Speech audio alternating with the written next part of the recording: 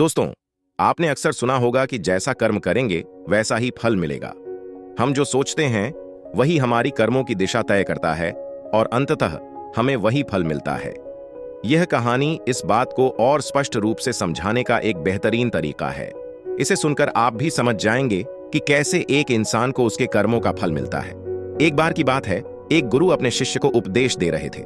तभी उनके शिष्य आनंद ने पूछा, गुरुदेव, कर्मों का फल कैसे मिलता है?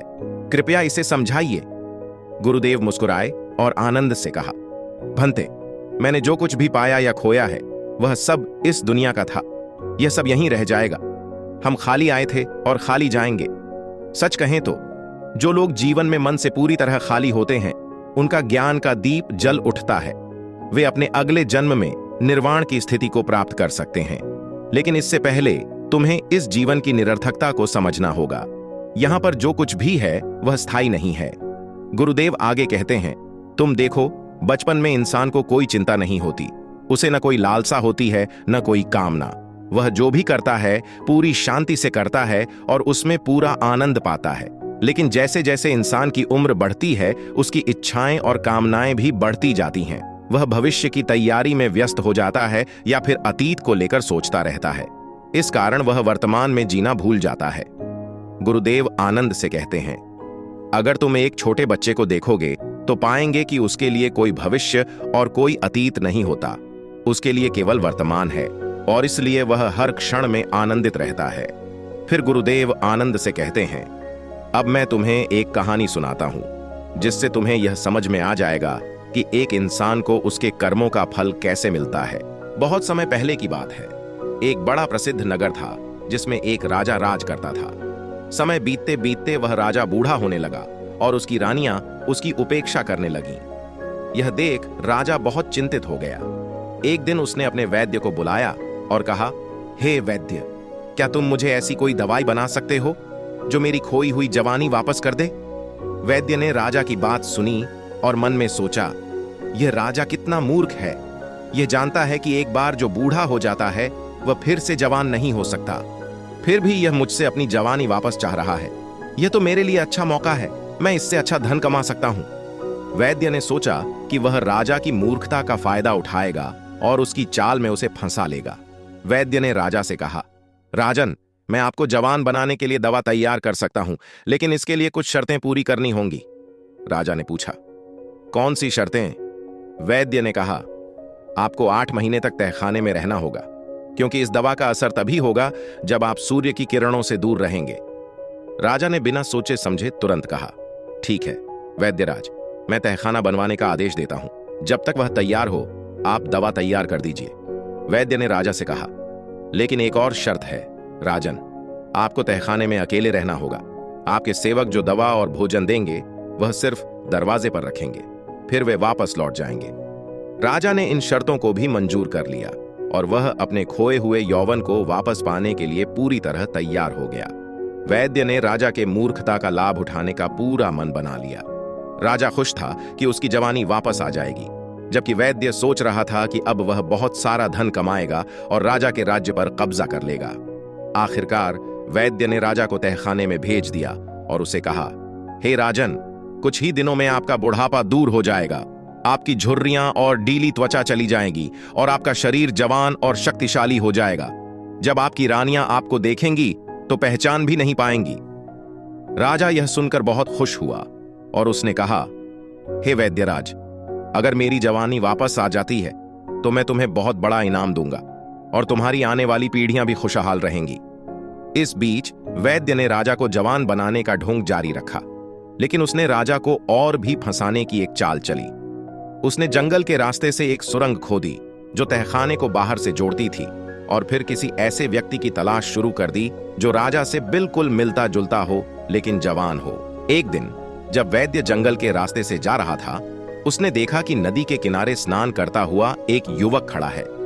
वह युवक राजा के बिल्कुल समान था। उसकी शक्ल और शरीर का ढांचा बिल्कुल वैसा ही था जैसा वैद्य को चाहिए था। वैद्य उसके पास गया और बोला, तुम इस नगर में पहली बार आए हो, सही कहा ना? युवक ने आश्चर्य से जवाब दिया, जी, आपने बिल्कुल सही पहचाना।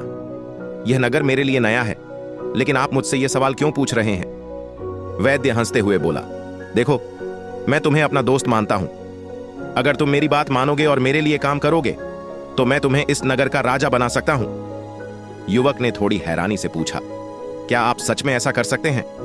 क्या आपका दिमाग सही है? वैद्य ने विश्वास से कहा, जी हां, मेरा दिमाग पूरी तरह से सही है।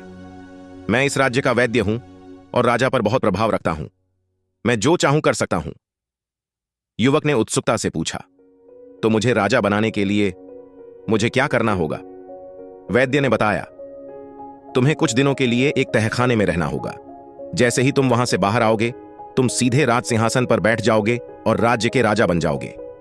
युवक थोड़ी देर के लिए डरा, लेकिन तहखाने में रहने के बाद अगर मुझे कोई पहचान लेगा तो?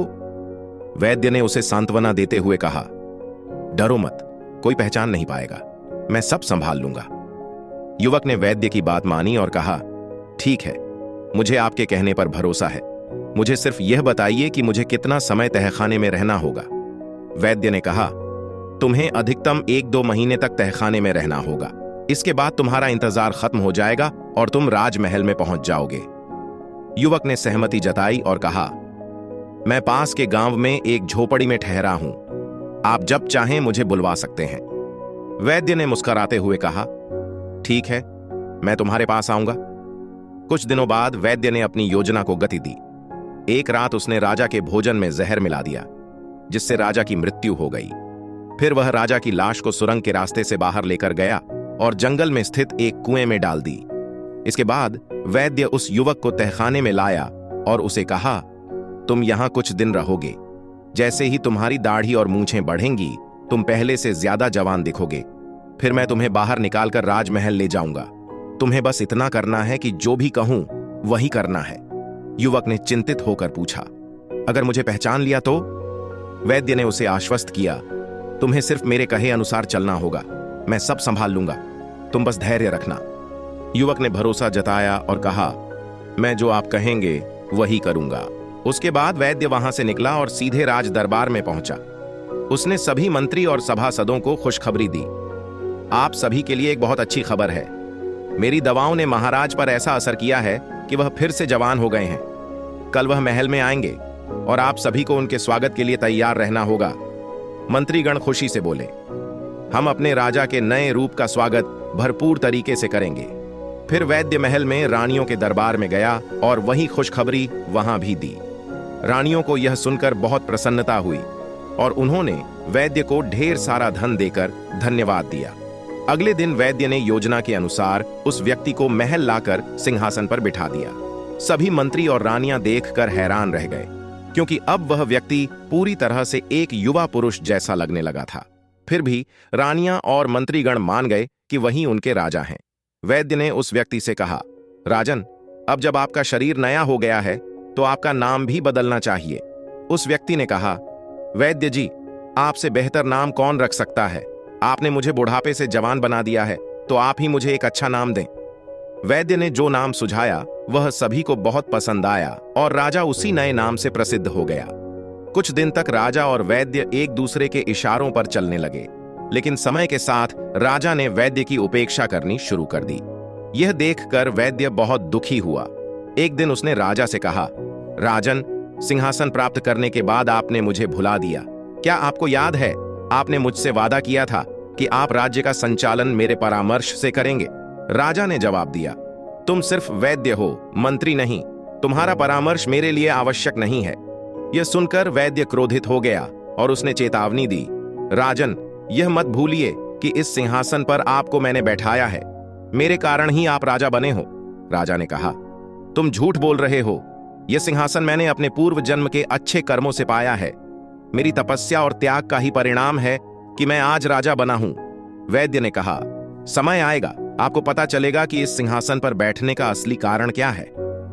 समय के साथ राजा एक दिन नदी के किनारे नाव में विहार करने गया। वहां उसने नदी में 4 अद्भुत कमल के फूल देखे जो सोने के जैसे चमक रहे थे। उसने वैद्य से कहा, तुम तो वनस्पति शास्त्र के बहुत ज्ञाता हो, इन फूलों के बारे में जानकारी प्राप्त करो और इनके बीज भी लाओ। वैद्य को इनकार करने का कोई रास्ता नहीं था, क्योंकि सब मंत्री उसकी योग्यता पर सवाल उठा सकते थे। उसने नदी के उस स्थान पर जाकर देखा और वहां एक पुराना मंदिर देखा जो खंडहर में तब्दील हो चुका था। मंदिर के पास एक विशाल बरगद का पेड़ था जिसकी एक शाखा पर उलटा लटका हुआ मानव कंकाल दिखाई दिया। मौसम अचानक बदल गया, काले बादल आ गए और तेज बारिश शुरू हो गई। बारिश की बूंदें उस कंकाल पर गिरने लगीं और जैसे ही वे नदी में गिरीं, स्वर्ण कमल के फूल उत्पन्न हो गए। ये देखकर वैद्य हैरान रह गया। जब बारिश बंद हुई तो वैद्य ने कंकाल को छूने की कोशिश की और वह कंकाल शाखा से गिरकर नदी में विलीन हो गया। वैद्य ने राजा को पूरी घटना बताई। राजा ने मुस्कुराते हुए कहा, वैद्यराज, वह कंकाल मेरा ही था। मेरे पूर्व जन्म में मैंने भगवान की तपस्या की थी और वर्षों तक उल्टा लटक कर तपस्या करते हुए मेरी मृत्यु हो गई। राजा ने आगे कहा, आपका भ्रम यह है कि राज्य पद आपके प्रयासों का परिणाम है, लेकिन मैं आपको बताता हूं कि यह सिंहासन मुझे मेरे पूर्व जन्म के अच्छे कर्मों के कारण मिला है। वैद्य ने कहा, लेकिन राजन, आपने मुझे राजा बनाने का वादा किया था, अब आप मेरी उपेक्षा कर रहे हैं। राजा ने कहा, आपने जितना कुछ किया वह सब अपने स्वार्थ के लिए किया था। मैं आपके कुछ कार्यों को जानता हूं जिनके कारण मैं आपको सजा भी दे सकता था, लेकिन मैं ऐसा नहीं करूंगा। राजा ने वैद्य से कहा, तुमने मेरे साथ जो किया है और जो किसी के साथ किया है उसका फल तुम्हें ईश्वर देगा। यह सुनकर वैद्य डर से कांपने लगा। राजा ने देखा कि वह डर के मारे कांप रहा है, तो उसने कहा, डरने की कोई बात नहीं है। विश्वास रखो कि मैं तुम्हें सूली पर लटकाने का आदेश नहीं दूंगा। मैं जानता हूं कि जीवन और मृत्यु, हानि और लाभ सब कुछ भगवान की इच्छा से होता है। राजा ने आगे कहा, तुम अपने कर्मों का फल अगले जन्म में भोगोगे और मैं अपने जन्म के कर्मों का फल इस जन्म में भोग रहा हूं। तुम्हारा जो लोभ था उसका फल तुम्हें यहीं भोगना होगा। अब जाओ और उस दिन का इंतजार करो जब तुम्हें तुम्हारे कर्मों का फल मिलेगा। राजा की बातें सुनकर वैद्य उदास होकर वहां से चला गया। कुछ समय बाद वैद्य जंगल में जड़ी बूटियां खोजने गया। संयोगवश वह उसी कुएं के पास पहुंच गया जहां उसने एक बार उस वृद्ध राजा की लाश को फेंका था। अब उस कुएं के पास एक झाड़ी उग आई थी जिसकी टहनियों पर पीले फूल खिले थे। फूलों को देखकर वैद्य मंत्रमुग्ध हो गया और उन्हें तोड़ने के लिए उसने कुएं के पास झुककर प्रयास किया। जैसे ही उसने फूल तोड़ने के लिए हाथ बढ़ाया, उसका पैर फिसला और वह उसी कुएं में गिर गया। वैद्य ने बहुत आवाज लगाई, लेकिन घने जंगल में कोई उसकी मदद के लिए नहीं आया और फिर वह भूखा और प्यासा कुएं में तड़पते तड़पते मर गया। यह घटना साबित करती है कि हर व्यक्ति को अपने कर्मों का फल एक न एक दिन भोगना पड़ता है। सच्चे कर्मों का फल हमेशा अच्छा होता है और यदि हम किसी का बुरा नहीं करते, किसी को कष्ट नहीं देते, तो हमें जीवन में शांति और सुख मिलता है। वहीं बुरे कर्मों का परिणाम दुख और परेशानियों के रूप में ही आता है।